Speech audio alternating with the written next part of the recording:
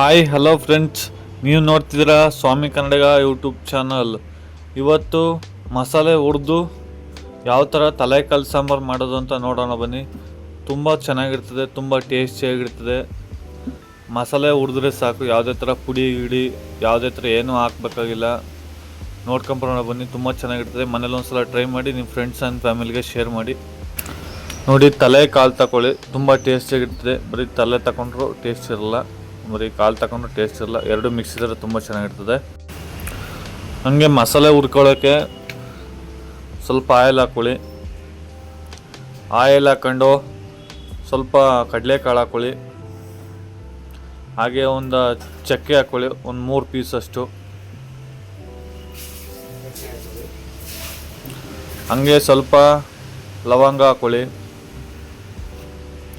ಸ್ವಲ್ಪ ಜೀರಿಗೆ, ಕಾಳು ಮೆಣಸು. ನೀಟಾಗಿ ಲೋ ಫ್ಲೇಮಲ್ಲೇ ಫ್ರೈ ಮಾಡ್ಕೊಳ್ಳಿ. ಜಾಸ್ತಿ ಕಾವು ಕೊಟ್ಟು ಹೊಡೆದ್ಬಿಟ್ರೆ ಎಲ್ಲ ಸೀದೋಗುತ್ತೆ.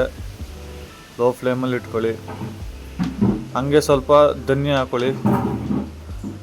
ಇದು ನಾನು 4 ಕಾಲು ಒಂದು ತಲೆಗೆ ಮಾಡ್ತಿರೋದು. ಇಲ್ಲಾಂದರೆ ನೀವು ಜಾಸ್ತಿ ಕ್ವಾಂಟಿಟಿಯಲ್ಲಿ ಮಾಡ್ತೀನಿ ಅಂದರೆ 1 to ಡಬಲ್ ಐಟಮ್ ಹಾಕ್ಕೊಳ್ಳಿ. ನೀವು ಕಡಿಮೆ ಮಾಡ್ತೀನಿ ಅಂದರೆ ಸ್ವಲ್ಪ ಕಮ್ಮಿ ಹಾಕ್ಕೊಳ್ಳಿ. ನೀವು 4 ಕಾಲು ಒಂದು ತಲೆಗೆ ಇಷ್ಟು ಸಾಕು, ಪರ್ಫೆಕ್ಟಾಗಿರ್ತದೆ ಮಸಾಲೆ. ಗುಂಟೂರು ಮೆಣಸಿನ್ಕಾಯಿ ತೊಗೊಳ್ಳಿ, ಒಂದು 50 ಗ್ರಾಮ್ ತೊಗೊಳ್ಳಿ ಸಾಕು, ಜಾಸ್ತಿ ತಗೋಬೇಡಿ. 50 ಗ್ರಾಮೇ ಸಾಕು. ಅದು ಎಲ್ಲ ಲೋ ಫ್ಲೇಮಲ್ಲಿ ಇಟ್ಕೊಂಡೆ ಫ್ರೈ ಮಾಡ್ಕೊಳ್ಳಿ. ತುಂಬ ಟೇಸ್ಟಿಯಾಗಿರ್ತದೆ ಸಾಂಬಾರು. ಇಷ್ಟು ಹಾಕಿದ್ರೆ ಸಾಕು, ಯಾವುದೇ ಥರ ಪೌಡರ್ ಏನೂ ಹಾಕ್ಬೇಕಾಗಿಲ್ಲ. ಹಾಗೆ ಸ್ವಲ್ಪ ಬೇಡಿಗೆ ಮೆಣಸಿನ್ಕಾಯಿ ಹಾಕ್ಕೊಳ್ಳಿ, ಒಂದು 10 ಪೀಸಸ್ ಹಾಕ್ಕೊಳ್ಳಿ, 8 ರಿಂದ 10 ಪೀಸಸ್ಸು ಸಾಕು. ಎಲ್ಲನೂ ಹಾಕ್ಕೊಂಡು ಲೋ ಫ್ಲೇಮಲ್ಲೇ ಫ್ರೈ ಮಾಡ್ಕೊಳ್ಳಿ. ನಾವು ಬೇಡಿಗೆ ಮೆಣಸಿನ್ಕಾಯಿ ಹಾಕೋದ್ರಿಂದ ಕಲರ್ ಜಾಸ್ತಿ ಇರ್ತದೆ, ಟೇಸ್ಟ್ ತುಂಬ ಚೆನ್ನಾಗಿರ್ತದೆ. ಜಾಸ್ತಿ ಗುಂಟೂರು ಮೆಣಸಿನ್ಕಾಯಿ ಹಾಕಿದ್ರೆ ಖಾರ ಜಾಸ್ತಿ ಆಗಿಬಿಡುತ್ತೆ. ಇದನ್ನೂ ಸ್ವಲ್ಪ ಮಿಕ್ಸ್ ಮಾಡ್ಕೊಂಡು ಚೆನ್ನಾಗಿರ್ತದೆ. ಲೋ ಫ್ಲೇಮಲ್ಲಿ ಫ್ರೈ ಮಾಡಿಕೊಂಡ್ರೆ ಸಾಂಬಾರು ತುಂಬ ಟೇಸ್ಟಿಯಾಗಿರ್ತದೆ. ನೀವು ಹೈ ಫ್ಲೇಮಲ್ಲಿ ಫ್ರೈ ಮಾಡಿಕೊಂಡ್ರೆ ಎಲ್ಲ ಸೀದೋಗುತ್ತೆ, ಸಾಂಬಾರು ಟೇಸ್ಟ್ ಇರಲ್ಲ. ಗಸಗಸೆ ಹಾಕ್ಕೊಳ್ಳಿ ಸ್ವಲ್ಪ.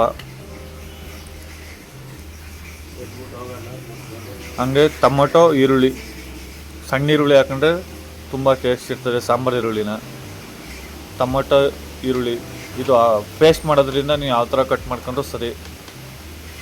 ಶುಂಠಿ, ಬೆಳ್ಳುಳ್ಳಿ ಹಾಕ್ಕೊಳ್ಳಿ. ನೋಡಿ, ಶುಂಠಿ, ಬೆಳ್ಳುಳ್ಳಿ, ಟೊಮೊಟೊ, ಈರುಳ್ಳಿ ಎಲ್ಲನೂ ಹಾಕ್ಕೊಂಡು ಈ ಥರ ಫ್ರೈ ಮಾಡ್ಕೊಳ್ಳಿ. ಮಸಾಲೆ ಐಟಮ್ ಹಾಕೊಂಡು ಸ್ವಲ್ಪ ಫ್ರೈ ಆದಮೇಲೆ ಇದೆಲ್ಲ ಹಾಕೊಂಡು ಫ್ರೈ ಮಾಡಿಕೊಂಡ್ರೆ ಸಾಕು. ಹಾಗೆ ಕೊತ್ತಂಬರಿ ಸೊಪ್ಪು ಹಾಕ್ಕೊಳ್ಳಿ. ಇದು ನಾಟಿ ಕೊತ್ತಂಬರಿ ಸೊಪ್ಪು. ನೀವು ನಾಟಿ ಕೊತ್ತಂಬರಿ ಸೊಪ್ಪು ಹಾಕೊಂಡ್ರೆ ಫ್ಲೇವರೆಲ್ಲ ತುಂಬ ಚೆನ್ನಾಗಿರ್ತದೆ. ಇವಾಗ ನಾವು ಎಷ್ಟು ಐಟಮ್ ಹಾಕ್ತಿದ್ದೀನಿ ಫ್ರೈ ಮಾಡೋಕ್ಕೆ ಅಷ್ಟೇ ಐಟಮ್, ಯಾವುದೇ ಥರ ಪುಡಿ ಯಾವುದೇ ಏನೂ ಹಾಕ್ಬೇಕಾಗಿಲ್ಲ. ಇಷ್ಟು ಹಾಕ್ಕೊಂಡು ನೀವು ತಲೆಕಾಲು ಸಾಂಬಾರಾಗಲಿ ಮಟನ್ ಸಾಂಬಾರಿಗೂ ಸೇಮೇ ಟೇಸ್ಟು ತುಂಬ ಚೆನ್ನಾಗಿರ್ತದೆ. ಸ್ವಲ್ಪ ಹುರ್ಗಡ್ಲೆ ಹಾಕ್ಕೊಳ್ಳಿ. ಜಾಸ್ತಿ ಹುರ್ಗಡ್ಲೆ ಹಾಕ್ಕೊಂಡ್ರೆ ಜಾಸ್ತಿ ಗಟ್ಟಿಯಾಗಿ ಸಾಂಬಾರು ಟೇಸ್ಟ್ ಇರಲ್ಲ. ಸ್ವಲ್ಪ ತಿಕ್ನೆಸ್ಗೆ ಸ್ವಲ್ಪ ಹುರ್ಗಡ್ಲೆ ಹಾಕ್ಕೊಳ್ಳಿ ಸಾಕು. ಒಂದು ಕಾಯಿ ತುರಿದು ಹಾಕ್ಕೊಂಡ್ರೆ ಸಾಕು, ಜಾಸ್ತಿ ಏನು ಹಾಕ್ಬಿಡಿ. ಒಂದು ತೆಂಗಿನಕಾಯಿ ಸಾಕು. ನೋಡಿ, ಎಲ್ಲನೂ ಈ ಥರ ಫ್ರೈ ಮಾಡ್ಕೊಳ್ಳಿ. ಇಷ್ಟು ಹಾಕೊಂಡ್ರೆ ಸಾಕು ಐಟಮ್. ನೀವು ಯಾವುದೇ ಥರ ಪುಡಿ ಗಿಡಿ ಏನು ಹಾಕ್ಬೇಕಾಗಿಲ್ಲ. ಸ್ವಲ್ಪ ಅರಿಶಿನದ ಪುಡಿ ಹಾಕಿ. ನೀವು ಅರಿಶಿನ ಇದ್ದರೂ ಹಾಕೋಬೋದು, ಇಲ್ಲ ಅಂತಂದರೆ ಅರಿಶಿನದ ಪುಡಿ ಹಾಕೊಳ್ಳಿ. ಸ್ವಲ್ಪ ಅರಿಶಿನದ ಕೊಂಬಿದ್ರು ನೀವು ಹಾಕೋಬೋದು. ನೋಡಿ, ಮಸಾಲೆ ಹುರಿದು ತುಂಬ ಚೆನ್ನಾಗಿರ್ತದೆ. ಒಂದು ಕುಕ್ಕರ್ಗೆ ಸ್ವಲ್ಪ ಆಯಿಲ್ ಹಾಕ್ಕೊಳ್ಳಿ. ನಾನು ಇವತ್ತೆಲ್ಲ ಬರೀ ಸಾಂಬಾರು ಈರುಳ್ಳಿನೇ ಬಳಸ್ತಿದ್ದೀನಿ. ಟೇಸ್ಟ್ ತುಂಬ ಚೆನ್ನಾಗಿರ್ತದೆ. ನಿಮ್ಮ ಮನೇಲಿ ಇದ್ದರೆ ಟೇಸ್ಟ್ ಚೆನ್ನಾಗಿರ್ತದೆ, ಇದನ್ನೇ ಯೂಸ್ ಮಾಡಿ. ನಾನ್ ವೆಜ್ಜಿಗೆಲ್ಲ ತುಂಬ ಚೆನ್ನಾಗಿರ್ತದೆ ಟೇಸ್ಟು. ಸ್ವಲ್ಪ ಈರುಳ್ಳಿ ಫ್ರೈ ಆದಮೇಲೆ ತಲೆಕಾಲು ಹಾಕೋತಿದ್ದೀನಿ. ನೋಡಿ, ನೀಟಾಗಿ ವಾಶ್ ಮಾಡ್ಕೊಂಡು ಹಾಕೋಬೇಕು. ಒಂದು 2 ರಿಂದ 3 ಸಲ ಬಿಸಿನೀರಲ್ಲಿ. ಇಲ್ಲ ಅಂತಂದರೆ ಸ್ಮೆಲ್ ಬಂದ್ಬಿಡ್ತದೆ. ಸ್ವಲ್ಪ ಉಪ್ಪು ಹಾಕ್ಕೊಂಡು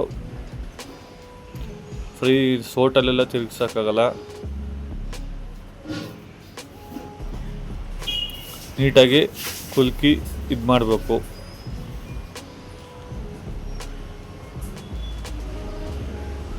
ಸ್ವಲ್ಪ ಅರಿಶಿನ ಹಾಕೊಳ್ಳಿ.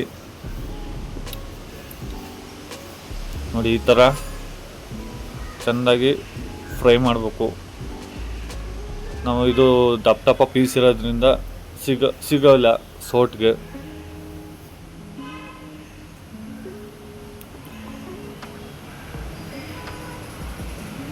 ನೋಡಿ ಒಂದು 10 ನಿಮಿಷ ಆದಮೇಲೆ ನೀರು ಹಾಕಬೇಕು.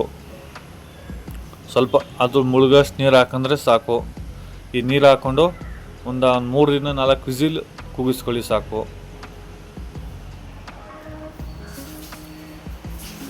3-4 ವಿಸಿಲ್ ಆದಮೇಲೆ ನಾವು ಹುರ್ಕೊಂಡು ಪೇಸ್ಟ್ ಮಾಡಿ ಇಟ್ಕೊಂಡಿರ್ತೀವಿ, ಆ ಮಸಾಲೆನ ಹಾಕ್ಬಿಟ್ಟು ಮತ್ತೆ 2 ವಿಸಿಲ್ ಹೊಡಿಸಿದ್ರೆ ಸಾಂಬಾರು ರೆಡಿ ಆಗುತ್ತೆ.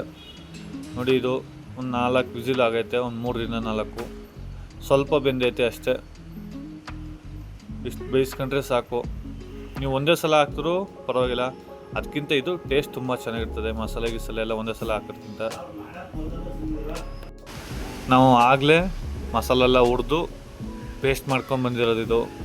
ಇಷ್ಟು ಹಾಕೊಂಡ್ರೆ ಸಾಕು. ನಮ್ಗೆ ಎಷ್ಟು ನೀರು ಬೇಕು ಅಷ್ಟು ನೀರು ಹಾಕ್ಕೊಳ್ಳಿ. ಜಾಸ್ತಿ ಗಟ್ಟಿಗಿಂತ ಸ್ವಲ್ಪ ಮೀಡಿಯಮಾಗಿ ತೆಳುವಾಗಿದ್ದರೆ ತಲೆಕಾಲು ಸಾಂಬಾರು ಆಗಿರ್ಬೋದು, ಮಟನ್ ಸಾಂಬಾರು ಆಗಿರ್ಬೋದು, ಚಿಕನ್ ಸಾಂಬಾರು ಎಲ್ಲ ಒಂದು ಸ್ವಲ್ಪ ತೆಳುವಾಗಿದ್ದರೆ ಸಖತ್ತಾಗಿರ್ತದೆ ಸಾಂಬಾರು. ನಿಮ್ಗೆ ಯಾವ ಥರ ಗಟ್ಟಿ ಇರಬೇಕು ತೆಳುವಾಗಿರ್ಬೇಕು ನೀರು ನೋಡ್ಕೊಂಡು ಹಾಕ್ಕೊಳ್ಳಿ.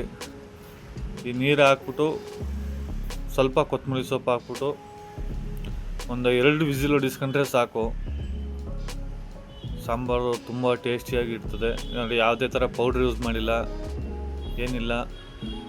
ಇಷ್ಟೇ ಮಸಾಲ ಹುರ್ಕೊಂಡು ಈ ಥರ ಡೈರೆಕ್ಟಾಗಿ ಮಾಡ್ತೀನಿ ಅಂದರೆ ಇದೇ ಥರ ತುಂಬ ಚೆನ್ನಾಗಿರ್ತದೆ. ಹಾಗೆ ಲಾಸ್ಟಲ್ಲಿ ಸ್ವಲ್ಪ ಉಪ್ಪು ಹಾಕಬೇಕಾದ್ರೆ ಸ್ವಲ್ಪ ಉಪ್ಪು ಹಾಕ್ಬಿಟ್ಟು ಒಂದು 2 ವಿಸಿಲ್ ಹೊಡಿಸ್ಕೊಳ್ಳಿ ಸಾಕು. ನೋಡಿ ಈ ಥರ ಮಸಾಲ ಹುರಿದು ಮಾಡ್ತೀನಿ ಅಂತಂದರೆ ತುಂಬ ಟೇಸ್ಟಿಯಾಗಿರ್ತದೆ. ನಿಮ್ಗೆ ಅಷ್ಟು ಪೇಷನ್ಸ್ ಇಲ್ಲ ಹುರಿದು ಮಾಡಿಕೊತೀನಿ ಅಂತಂದರೆ ಸೇಮ್ ಅಷ್ಟೇ. ಈ ಕಾಯಿ, ಟೊಮಾಟೊ, ಈರುಳ್ಳಿ ಅವೆಲ್ಲ ಏನೂ ಹಾಕೋಂಗಿಲ್ಲ. ಈ ಕೊತ್ತಂಬರಿ ಸೊಪ್ಪಾಗಿರ್ಬೋದು ಅವೆಲ್ಲ ಏನೂ ಹಾಕೋಂಗಿಲ್ಲ. ನೀವು ಡ್ರೈ ಆಗಿ ಎಣ್ಣೆನೂ ಹಾಕೊಳ್ಳಂತೆ. ಈ ಮೆಣಸಿನ್ಕಾಯಿ ಆಗಿರ್ಬೋದು, ಧನಿಯಾ, ಚಕ್ಕೆ, ಲವಂಗ, ಸ್ವಲ್ಪ ಕಾಳುಮೆಣಸು, ಜೀರಿಗೆ ಇಷ್ಟು ಹಾಕ್ಕೊಂಡು ನಾವು ಡ್ರೈ ಐಟಮ್ ಏನೇನು ಹಾಕಿದ್ದೀನಿ ಅಷ್ಟು ಹಾಕ್ಕೊಂಡು ನೀವು ರೊಟ್ಟಿ ಮೇಲೆ ಮಾಡಿಸ್ಕೊಂಡು ಮಾಡಿಕೋಬೋದು. ಅದು ನೆಕ್ಸ್ಟ್ ವೀಡಿಯೋದಲ್ಲಿ ತಿಳಿಸ್ತೀನಿ. ಈ ಥರ ಸಾಂಬಾರು ಮಾಡೋಕ್ಕೆ ನೆಕ್ಸ್ಟ್ ಬೇಕಾದ್ರೆ ಸಾಂಬಾರು ಪುಡಿ ಹುರಿದು ಪೌಡ್ರ್ ಮಾಡಿ ತೋರಿಸ್ತೀನಿ. ನೋಡಿ ಸಾಂಬಾರು ತುಂಬ ಸಗದಾಗಿ ಬಂದೈತೆ. ನೋಡಿ ತುಂಬ ಟೇಸ್ಟಿಯಾಗೈತೆ. ಕಲರು ಕೂಡ ತುಂಬ ಚೆನ್ನಾಗೈತೆ. ನೀವು ಮನೇಲಿ ಒಂದು ಸಲ ಟ್ರೈ ಮಾಡಿ, ನಿಮ್ಮ ಫ್ರೆಂಡ್ಸ್ ಆ್ಯಂಡ್ ಫ್ಯಾಮಿಲಿಗೆ ಶೇರ್ ಮಾಡಿ.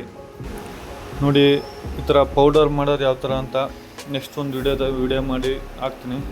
ಅಲ್ಲಿ ತನಕ ದಯವಿಟ್ಟು ಎಲ್ಲರೂ ಸಬ್ಸ್ಕ್ರೈಬ್ ಮಾಡಿಕೊಳ್ಳಿ, ಸಪೋರ್ಟ್ ಮಾಡಿ. ನೀವು ಮನೇಲಿ ಒಂದು ಸಲ ಟ್ರೈ ಮಾಡಿಬಿಟ್ಟು ಯಾವ ಥರ ಇತ್ತು ಅಂತ ಕಮೆಂಟ್ ಮಾಡಿ.